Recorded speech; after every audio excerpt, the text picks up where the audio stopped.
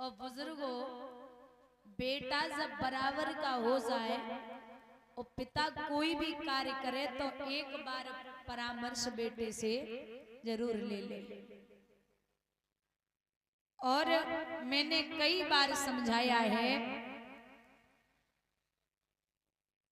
कि महाराज माँ बाप ऐसे होते हैं, जब माँ अपने बेटे को गोद में उठाती है तो कमर पे बिठाती है और माँ का इशारा होता है कि जहां तक मैं देख सकती हूँ वहां तक तू भी देखे।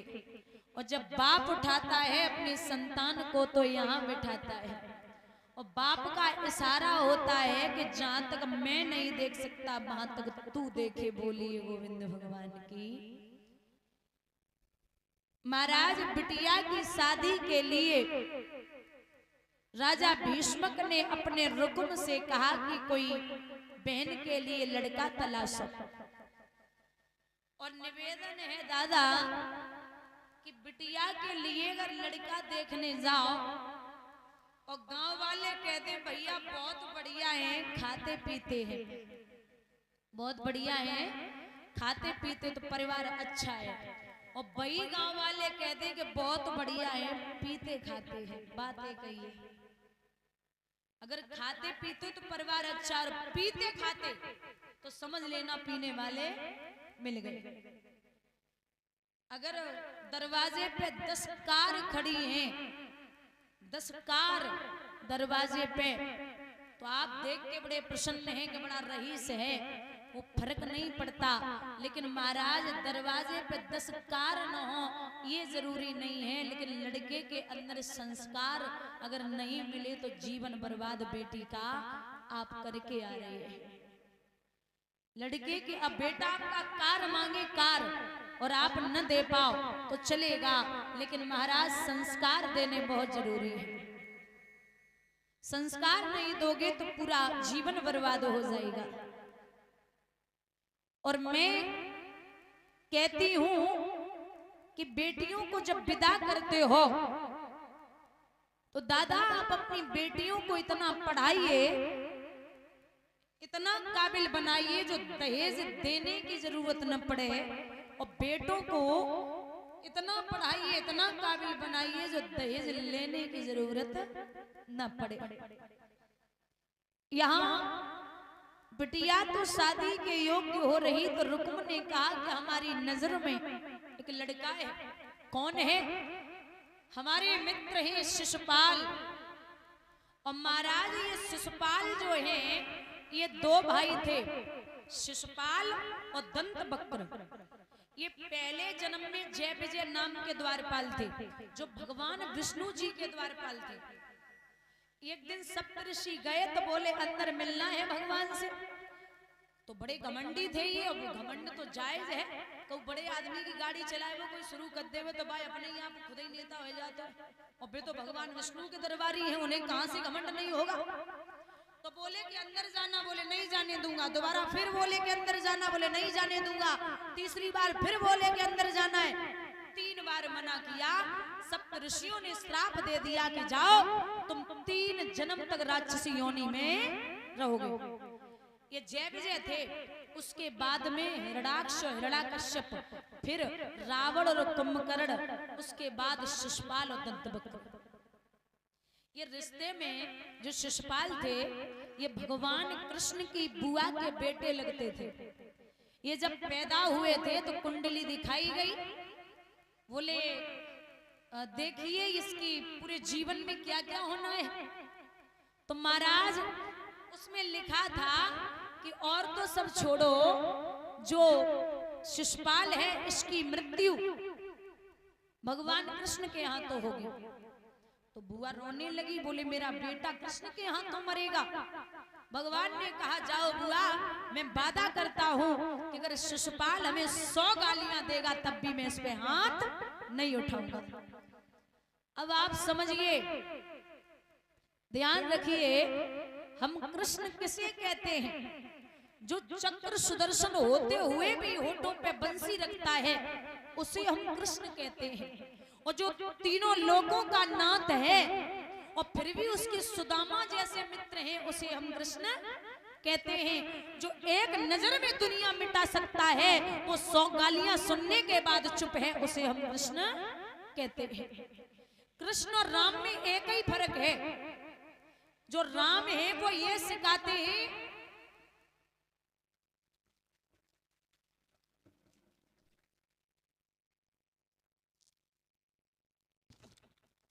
जो राम है वो ये सिखाते हैं कि मर्यादा में रहते कैसे हैं, और जो कृष्ण है वो ये सिखाते हैं कि मर्यादा में रखते कैसे हैं। ये दोनों में इतना ही फर्क है भैया। रुक्मिणी भगवान के प्रति बड़ी प्रेम रखने वाली। सुना है कि शिशुपाल के लिए बता रहे तो राजा भीष्मक ने मना किया, बोले नहीं वहां शादी नहीं कर सकता। बोले फिर? बोले कृष्ण जो है ना द्वारिका, सदन के दोनों हाथ कटवाए गए, और जैसे ही सदन के हाथ कटे तो मुस्कुराए के बोले बारे कन्हैया आप बड़े विलक्षण हो, न कोई गलती न कोई मतलब, और तब भी हाथ कटा दिए, कोई बात नहीं। फिर चल दिए तो भगवान ने देखा कि हमारा भक्त आ रहा है, पार्षदों को इशारा दिया जाओ, जाकर के हमारे भक्त को उठा करके मंदिर के सामने लेके खड़ा कर दो। पार्षदों के द्वारा सदन कसाई को उठाया गया, मंदिर के सामने खड़ा किया गया। अब सदन के हाथ नहीं है, लेकिन अंदर से इच्छा हुई कि मैं प्रभु के सामने खड़ा हूँ और इतना अभागा हूँ कि दोनों हाथ जोड़ के प्रणाम भी नहीं कर सकता। तो जैसे ही इच्छा जागृत हुई, भगवान ने दोनों हाथ वापस कर दिए। सदन फिर बोले कि तुम बड़े अजीब हो, जब तुम्हें हाथ वापस ही करने आते तो कटवाए गाय को। अरे ये तो बताइए, जब वापस ही करने थे तो कटवाए क्यों? भगवान साक्षात प्रकट होके जवाब देते, अरे ओ बाबरे, तू खुद को बहुत भाग्यशाली समझ कि तू बच गया। बोले क्यों? बोले सुन, मैं पूर्व जन्म की कहानी तुझे सुनाता हूँ। बोले सुनाइए। बोले पूर्व जन्म में ये जो रास्ते में अभी पति पत्नी मिले थे, वो पत्नी पूर्व जन्म में गाय थी और उसका पति कसाई था। तो एक दिन वो कसाई गाय को मारने के लिए जा रहा था और तू रास्ते में मिल गया, तो तुझसे पूछ लिया कि गाय किधर गई, तूने दोनों हाथों से बता दिया कि इधर गई। तो आगे जाए के वह कसाई ने गाय को मार दियो। अब महाराज वो कसाई और गाय इस जन्म में पति पत्नी हुए, तो उस जन्म में कसाई ने गाय को मारा था, इस जन्म में गाय ने कसाई को मार दिया, बदला पूरा हुआ। और तूने दोनों हाथों से इस तरीके से बोला था, तो तेरे दोनों हाथ कटवा दिए गए। भलाओ मेरा, जो इतना बड़ा तू कसाई है और एक बार स्मरण करने से तेरे दोनों हाथ कटवाने के बाद वापस दिए हैं, ये मेरी भलाई समझ कि मैं तुझसे कितना प्रसन्न हूँ। बोलिए गोविंद भगवान की। तो आप ये समझिए, जो एक कसाई को भगवान तार सकते हैं, तो आप अगर सच्चे दिल से पूरे दिन में एक बार स्मरण करिए। विद्वानों ने लिखा है कि चाहे कोई भी हो, किसी भी हालत में हो, भगवान ये नहीं कहते कि भजन के लिए डिग्री और उम्र चाहिए। कहते हैं प्रभु कि कोई भी जाति हो, कि जाति पाति पूछे नहीं कोई, हरि को भजे सो हरि कोई। राम सिया राम, सिया राम जय जय राम, राम सिया राम, सिया राम जय जय राम।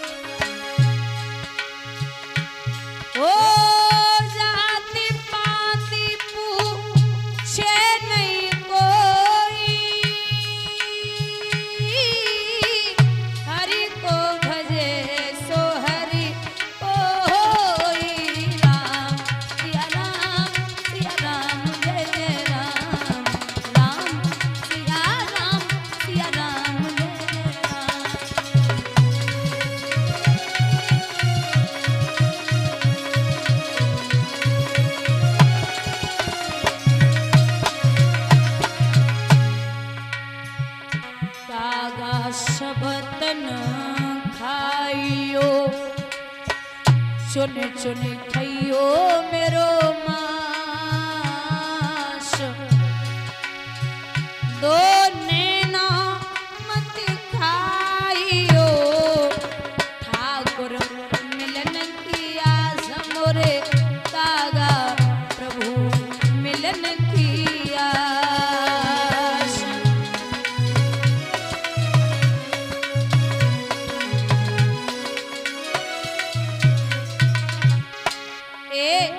जो मैं ऐसो जानती, प्रीत करें दुख होय, नंगर ढिढोरा पीटती, प्रीत न करियो कोई मोरे माधव, प्रीत न करियो कोई।